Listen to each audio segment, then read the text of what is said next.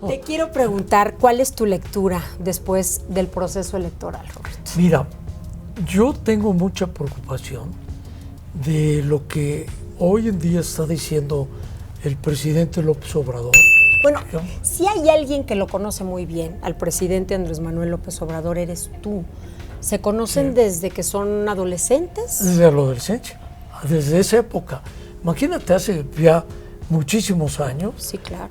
Nos ha tocado estar en la misma trinchera. Porque ¿hacia dónde vamos? Claro, vamos a quedarnos como un país. Obrador no va a cambiar, va a seguir siendo el mismo agitador social en la presidencia de la República. Se ha hablado mucho de la relación que hay entre el medio digital, que es Latinos, y tu familia. Estamos hablando más que nada de Pico, de tu hijo, y de tu yerno, que son Alexis, que son accionistas de Latinos. ¿Tú también estás involucrado ahí? No, fíjate que...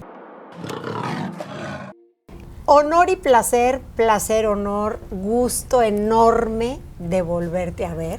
Ay, qué gusto de volverte a ver, querido Roberto.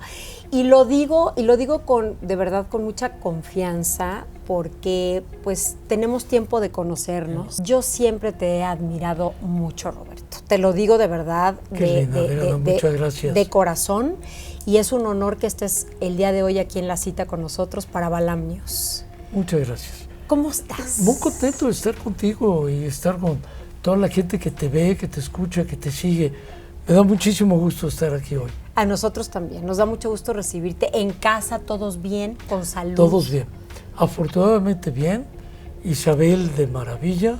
Le mandamos muchos besos a Isabel. Muchas gracias. Tu mujer. Va muy bien. Bendito Dios. Te quiero preguntar, ¿cuál es tu lectura después del proceso electoral, Roberto? Mira, yo tengo mucha preocupación de lo que hoy en día está diciendo el presidente López Obrador, porque no es una buena lectura. Él ahora vuelve a retomar los ataques contra los intelectuales, los medios, y agrega a la clase media. La clase, ¿no? Sí. De donde venimos la gran mayoría de los mexicanos hoy en día. Él también, ¿no? Él también, por supuesto. Es hijo de una familia de comerciantes allá en Tabasco. ¿Macuspana? En Macuspana. Y esta familia es una familia de clase media, como la mayoría de las familias como la nuestra, que somos de allá. Sí. Bueno, si hay alguien que lo conoce muy bien, al presidente Andrés Manuel López Obrador, eres tú. ¿Se conocen desde que son adolescentes? Desde la adolescencia, desde esa época. Imagínate, hace ya muchísimos años. Sí, claro. Nos ha tocado estar en la misma trinchera cuando él participaba en el PRI. Luego él se sale del PRI en el 87 hacia la elección de 88. Cuando venía la elección de 88, tú te acordarás que él participaba en el grupo de Cuauhtémoc Cárdenas y Porfirio Muñoz Ledo. Participaban dentro del partido y buscaba esa corriente que era la corriente democrática, en donde querían hacer un cambio. Y yo simpatizaba con la idea del cambio. Muy válido. Muy válido, muy legítimo, sobre todo poniéndonos en 88, estaba todavía muy fresca la memoria de lo que había pasado en 68, de lo que había pasado en 71 con los estudiantes, todo esto que agitaba a México. Y lo que a mí no me gustaba, reconociéndole al ingeniero Cárdenas toda su trayectoria, su esfuerzo por darle a México una mejor democracia, lo que a mí no me gustaba es que el planteamiento del ingeniero Cárdenas se quedaba en un México de puertas cerradas. Cuando ya en los 80s, el mundo, finales de los 80 estaba abriéndose, la economía se estaba abriendo en todo el mundo y tú tenías que competir con otros países, ya no era que tú compitieras entre Macuspana y Villahermosa, o Tabasco y Veracruz, o Veracruz y Tijuana, no, sino que era mundial la competencia. Y la visión que planteaba el ingeniero Cárdenas era una visión muy de puertas cerradas. Y eso es lo que no me gustaba a mí, ¿no? No estabas Muy amable, de acuerdo, gracias. no estabas tú de acuerdo con la visión. Claro. Con la visión de un México defendiendo su propio subdesarrollo. Viene la pandemia y en septiembre escribes este libro, México, la historia interminable. Sí. ¿Y por qué? ¿Por qué? ¿De dónde te surge escribirlo? Platícanos un poquito. Mira, a ver, la intención que hay detrás de escribir. ¿Sabes, Adriana? Me movieron 3 cosas. ¿Cuáles? Para escribir. El primero, cuando mi familia me decía cómo veían este México para sus hijos, o sea, mis nietos. Claro. ¿Cómo venía esto para los nietos? Y dije, yo tengo que aportar algo. No puedo quedarme con los brazos cruzados esperando a ver qué pasa. Tengo ideas de qué es lo que se puede aportar, decir, para que esto nos pueda permitir a los mexicanos y a las mexicanas corregir el rumbo. Volvamos a los puntos que te hacen. Primero, la destrucción. Una enorme destrucción de la democracia institucional que tiene México y que el presidente López Obrador se ha venido encargando de destruir. Él la va destruyendo, erosionando, todos los días va destruyendo lo que por años construyeron los mexicanos. Porque él cree que la democracia comenzó cuando él ganó la presidencia. Entonces dice yo, aquí empieza la democracia. Pero se olvida que son 30 años. El segundo punto por el cual decides escribir este libro, Roberto. El primero fueron las nuevas generaciones, ¿no? Que no conocen muchas cosas del pasado, que no conocen la historia política de México, a presidentes anteriores que hemos tenido, cómo han llevado al país, ¿no? Sí. Esa es la primera. Sí. La segunda razón. Junto a esta destrucción de la que hablamos de las instituciones, es cómo va el presidente desde las mañaneras, donde gobierna, diría yo entre comillas, sacándonos a México y a los mexicanos y a las mexicanas del futuro. Es como si todos los días en la mañanera nos mete a un hoyo. Y entonces ahí nos va metiendo al hoyo todos los tiempos y algunos podrán salir de ese hoyo.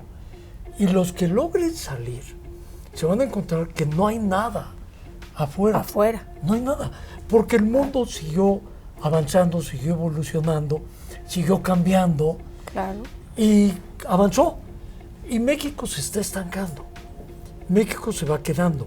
Desde que él gana la elección, que nadie le discute la legitimidad electoral con la que gana, Claro. pero a partir del segundo semestre del 2018, comienzas a ver cómo las inversiones hacia nuestro país dejaron de venir. Y eso cada día es más notorio.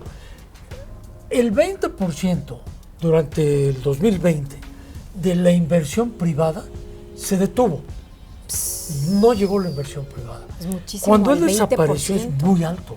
Cuando el presidente Zedillo se equivoca con aquella devaluación en finales del 94, principios del 95, que no tenía un plano tampoco cómo atacar la devaluación que él había propiciado, recordarás que caímos en el 38% de inversión.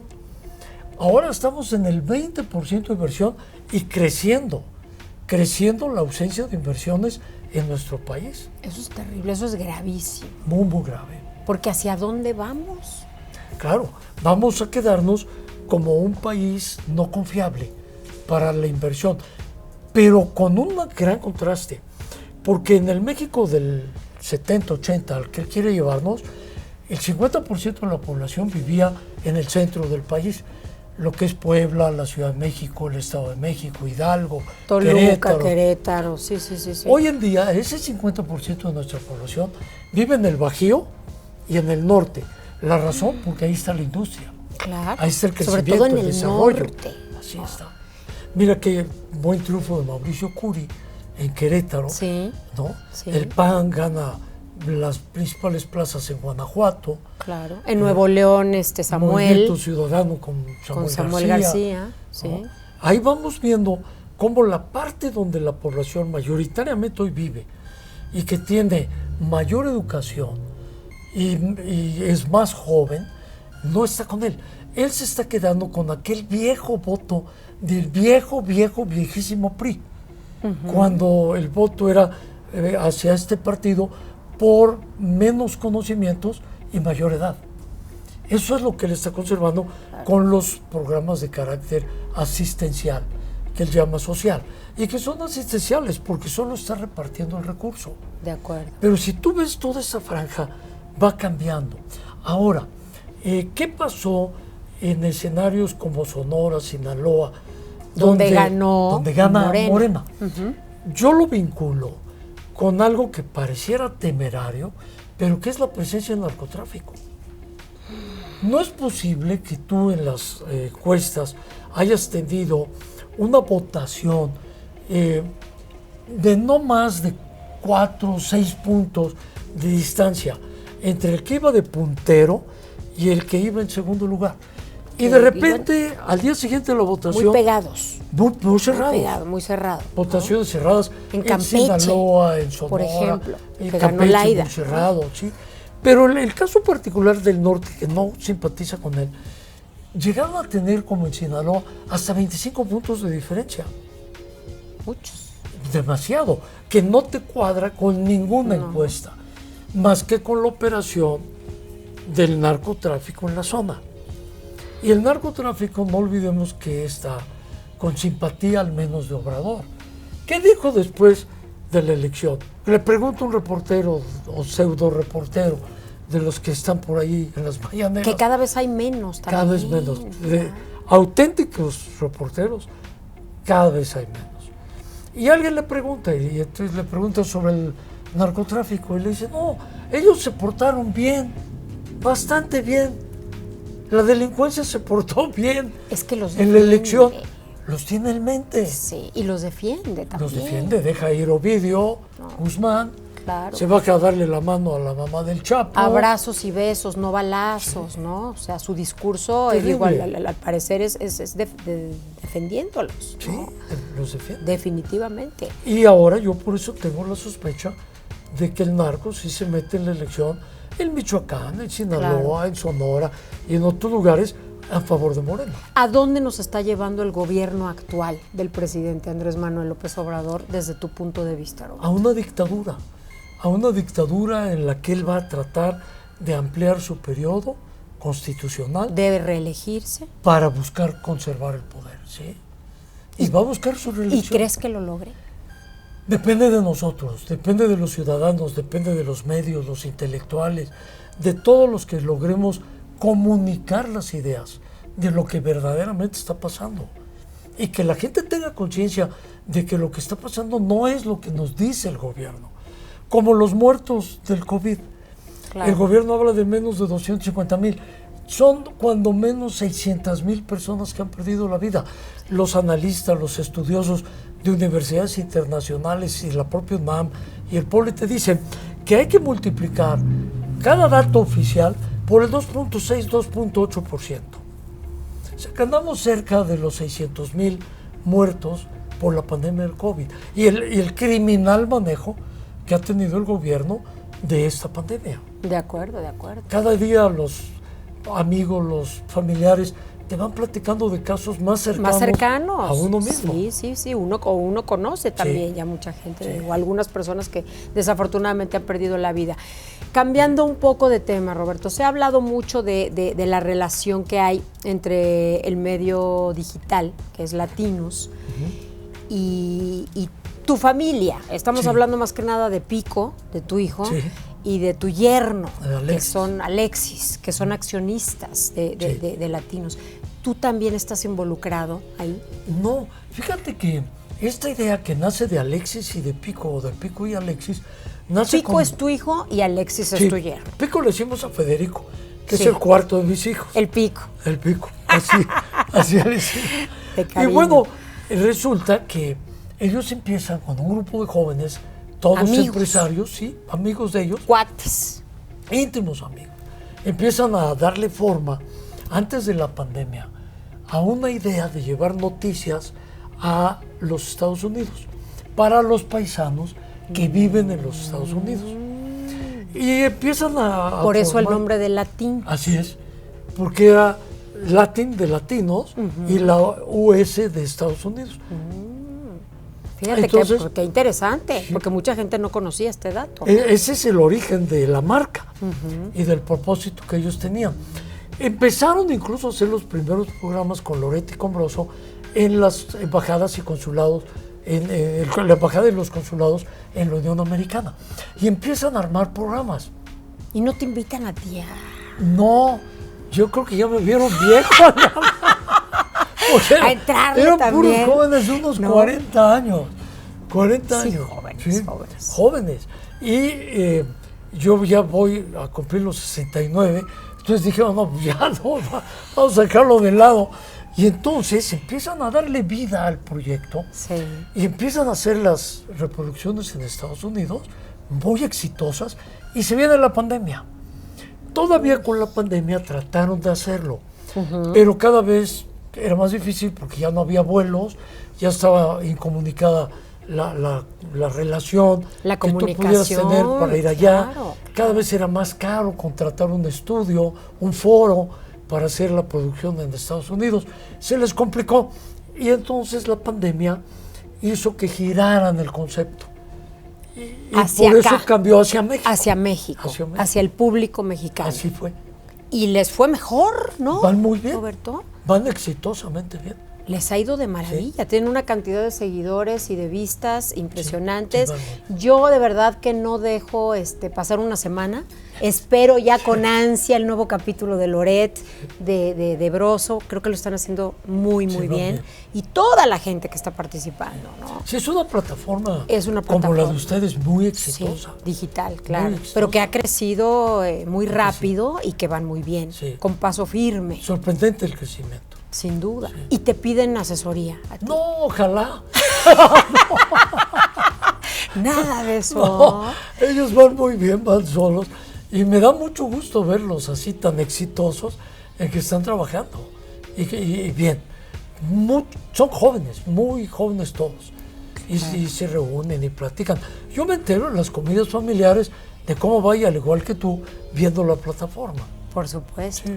Pero bueno, al presidente Andrés Manuel López Obrador esto también le causa de alguna manera cierto escozor, ¿no? No le gusta. O cierta comezón, porque no le gusta lo que se dice y lo que se demuestra, porque pues ahí vemos documentales bien hechos, ¿no? Cifras, información realmente pues, bien documentada, ¿no? Sí, no ha podido desmentir el gobierno.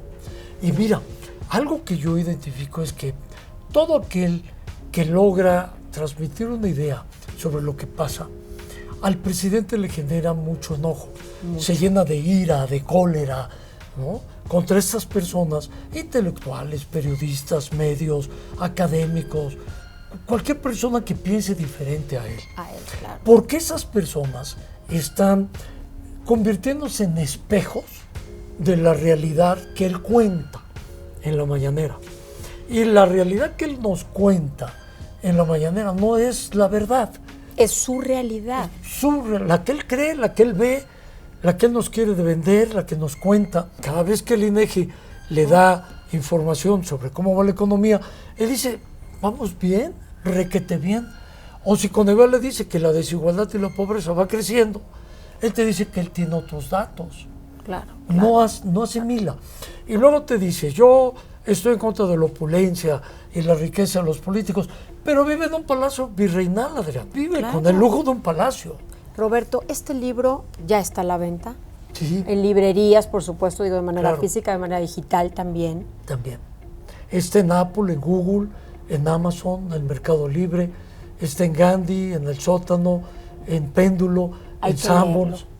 Hay que leerlo. Creo que todos los mexicanos debemos de darnos esta oportunidad y de leer este libro. Sí, es una reflexión muy dura, muy crítica, incluso crítica conmigo mismo.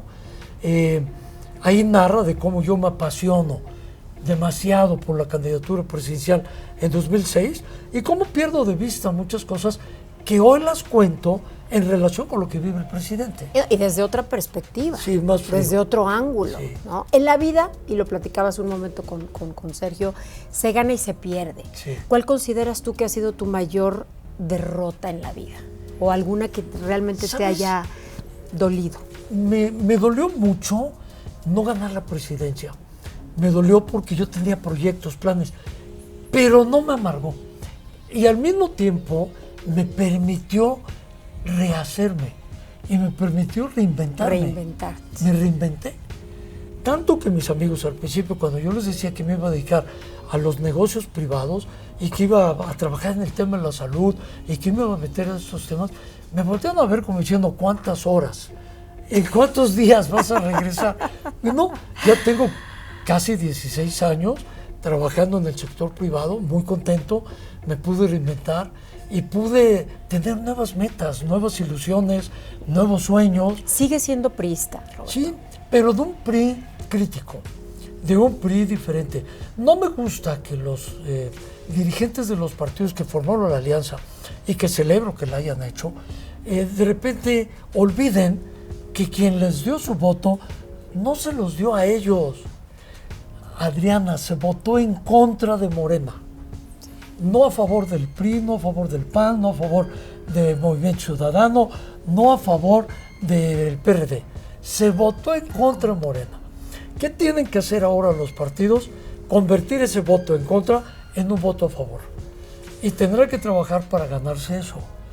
De aquí al 24, pasando por las elecciones del 22 y del 23, estos electores que recibieron esos votos de castigo a Morena, tienen que convertir el castigo en algo positivo, en algo que les permita llegar al 24 con una mujer o con un hombre excepcional y que digan, vamos en alianza con este candidato o esta candidata para recuperar el poder y que a México le puedan facilitar la corrección del rumbo en favor de tanta gente que está sufriendo. Muchísima. Y de más gente que puede seguir sufriendo más, porque la situación se puede complicar aún más. Mucho más. Mira, en la pandemia perdimos 1,5 millones de empleos, pero la mayoría no ha vuelto a abrir las puertas. Sí, ha sido muy difícil. Y hemos perdido muchísimos negocios y muchas cosas que la gente hoy está sintiendo en la Todos bolsa. hemos perdido algo por la pandemia o a raíz de la pandemia, desafortunadamente. Sí. Es que es criminal lo que hicieron. Cuando le dijeron a López Obrador que tenía COVID, en una gira en San Luis Potosí, recordarás qué hizo. Con el resultado de la bolsa, se subió al avión. Sí, se regresó. En vuelo comercial. En vuelo comercial. Eso es criminal. Es un presidente que no es empático con el dolor de la gente. Se cae la línea 12 del metro y el presidente López Obrador no va. Y luego dice, al carajo, yo no tuve por qué ir, eso es demagogia. Oye, es empatía con el dolor de 26 familias que pierden un ser querido, o 600,000 familias que han perdido a otro ser querido, un amigo, un primo, un pariente, un conocido, durante la pandemia. Yo en el libro digo que es indolente. El presidente es indolente. En su locura por adueñarse del poder absoluto, él pierde de vista el dolor que tenemos muchos mexicanos por lo mal que lo ha hecho. Porque muchos de ellos votaron por él. Muchos. Le dieron su confianza. Mucha gente votó por él. Y hoy se sienten traicionados. Sí. Como la novia que le pintó el cuerno. Sí, claro. ¿No? Claro. Definitivo. Los engañó. Para cerrar, ¿qué podemos esperar los mexicanos de aquí al 2024 y qué podemos hacer, Roberto? Yo creo que nada diferente. Mientras él siga gobernando con los mismos métodos, la misma forma de agredir, gobernando el encono, la violencia, la venganza, el ánimo de desquitarse de cualquier persona o de lastimar, no puede ser diferente. Él gobernando desde ese rencor va a hacer lo mismo, no tiene por qué cambiar. Obrador no va a cambiar, va a seguir siendo el mismo agitador social en la presidencia de la República.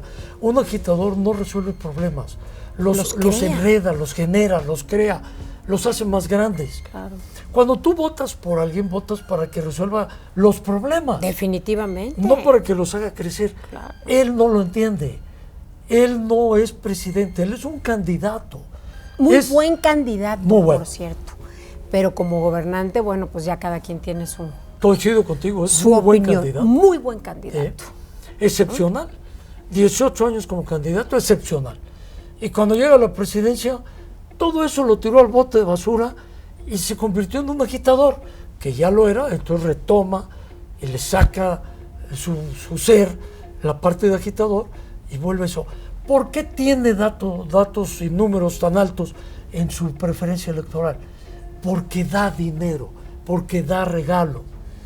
Él se convierte en el tlatoani benefactor de un pueblo al que él quiere acostumbrar a estirar la mano y que le den dinero.